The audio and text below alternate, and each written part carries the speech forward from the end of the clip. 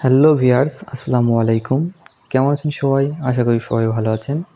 আজকের আলোচনার বিষয় আমন মৌসুমের হাইব্রিড ধানের জাত নিয়ে।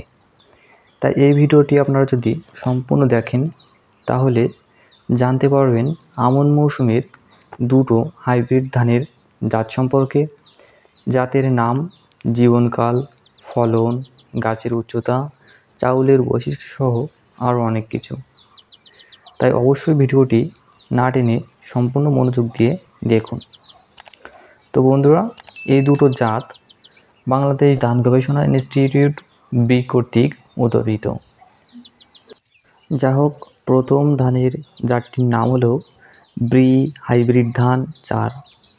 এই ব্রি হাইব্রিড ধান 4-এর জীবনকাল হয়ে থাকে 118 দিন এবং এর গাছের উচ্চতা হয়ে থাকে 112 সেন্টিমিটার এবং এর ফলন কিন্তু দুর্দান্ত হয়। এর ফলন হেক্টর প্রতি 6.5 টন হয়। অনেকের মনে একটি বিষয় বা সংশয় থাকে যে হাইব্রিড ধান এর ফলন বেশি হয়, তবে এর চাউল বা ধানের আকার মোটা হয়, কিন্তু এখানে কিন্তু এমনটা নয়। এর ধানের বা চাউলের আকার মাঝারি চিকন এবং স্বচ্ছ সাদা হয়, যার কারণে বাজার মূল্যও বেশি পাওয়া যায়। তো এবার বলবো দ্বিতীয় জাতটির কথা। দ্বিতীয় জাতটি হলো ব্রি হাইব্রিড ধান 6। এই ব্রি হাইব্রিড ধান 6-এর জীবনকাল হয়ে থাকে 115 দিন এবং এর গাছের উচ্চতা হয়ে থাকে 110 সেন্টিমিটার। এর ফলনও হেক্টর প্রতি 6.5 টন হয়ে থাকে এবং এর চাউলের আকৃতি সরু ও লম্বা হয়ে থাকে। তো ভিউয়ার্স, হাইব্রিড ধানের ফলন শুধু বেশি হয় এটা নয়, কিন্তু হাইব্রিড ধানের চাষের আরও অনেক সুযোগ সুবিধা আছে।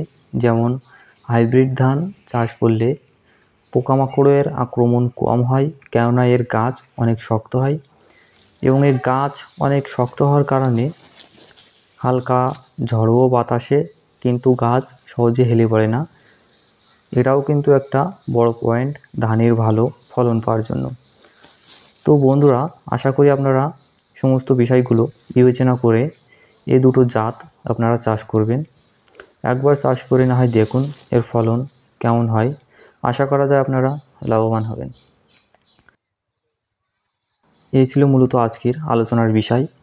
আজকের ভিডিও যদি এক মুহূর্তের জন্য ভালো লেগে থাকে তাহলে অবশ্যই ভিডিওতে একটি লাইক দিবেন এবং চ্যানেলে নতুন হয়ে থাকলে অবশ্যই চ্যানেলটি সাবস্ক্রাইব করে পাশে থাকা বেল আইকনটি বাজিয়ে দিন।